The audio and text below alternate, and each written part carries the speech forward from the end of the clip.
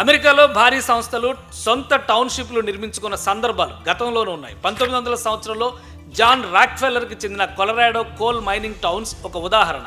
ఈ Colorado coal mining టౌన్స్కి సొంత guards కాపలా ఉండేవారు. అచ్చం మన KGF సినిమాలోని గోల్డ్ మైన్ లాగా. బయటి వారు లోనికి రాలేరు, లోపలి వారు బయటికి పోలేరు. అలానే ఎలాన్ మస్క్కి ఇండియన్ ఇన్స్పిరేషన్ ఉండడం మరో విశేషం. స్టార్ బేస్ని ఇండియాలో టాటాలు నిర్మించిన జంషెడ్పూర్, యూకేలో క్యాడ్బరీస్ ఫ్యామిలీ నిర్మించిన బోర్న్విలే తరహాలో ప్లాన్ చేస్తున్నట్లు వార్తలు వస్తున్నాయి.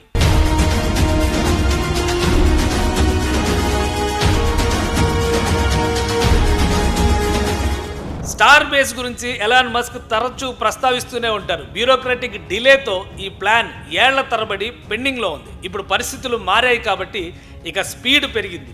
స్టార్ బేస్ ప్రతిపాదనని ముందుకు తీసుకెళ్లేందుకు ఎలాన్ మస్క్ పిటిషన్ దాఖలు చేశారు. స్టార్ బేస్ టౌన్లో 500 మంది రెసిడెంట్లు ఉంటారని, టౌన్కు సొంత police force, fire department, road, water maintenance కోసం మున్సిపల్ యూటిలిటీని ఏర్పాటు చేసుకునేందుకు ఎన్నికలు నిర్వహించాల్సి ఉంటుంది. ఈ ప్రణాళికలన్నింటినీ తన ప్రతిపాదనలో వివరించారు.